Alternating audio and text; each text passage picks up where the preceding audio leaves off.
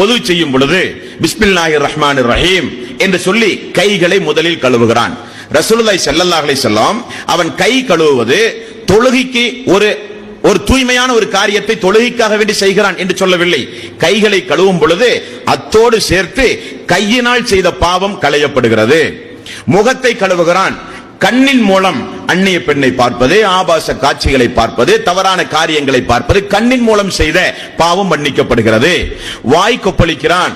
வாயின் மூலம் கெட்ட கெட்ட தீய பேச்சுக்கள், அல்லாஹ்வுடைய கோபத்தை தட்டி எழுப்பக்கூடிய பேச்சுக்களை பேசியிருந்தால் வாய் செய்த பாவங்கள், அந்த பாவங்கள் கழுவப்படுகிறது. ஒலுவின் மூலம் கைகள், கால்கள், முகம், வாய் பாவம் மன்னிக்கப்படுகிறது. மனிதன் இதை கொண்டுதானே பாவம் செய்கிறான். தொழுகைக்கு வருவதற்கு முன்னதாகவே எல்லா பாவங்களும் மன்னித்து தூய்மையாக தொழுகைக்கு வருகிறான், தூய்மையாக வருகிறான். ரசூலுல்லாஹி ஸல்லல்லாஹு அலைஹி வஸல்லம் இன்னும் ஒருபடி மேலாக சொன்னார்கள், வீட்டிலிருந்து ஒது செய்து வாருங்கள்.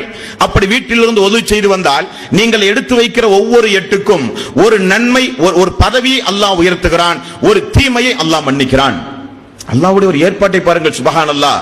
வீட்டிலே இருந்து ஒது செய்து வரும் பொழுது, நடந்து வரும் பொழுது, பள்ளியை நோக்கி வரும் பொழுது ஒரு நன்மை, ஒரு தீமை, ஒரு நன்மை, ஒரு தீமை. எவ்வளவு எட்டு எடுத்து வைக்கிறோமோ நம்முடைய வாழ்வில் செய்த பாவங்கள் மன்னிக்கப்படுகிறது. விசாரணைக்கு கொண்டே வரப்படாது. இது தொழுதாச்சு. ரசூலுல்லாஹி ஸல்லல்லாஹு அலைஹி வஸல்லம் அவர்கள் சொன்னார்கள், லொஹர் தொழுதீர்களா?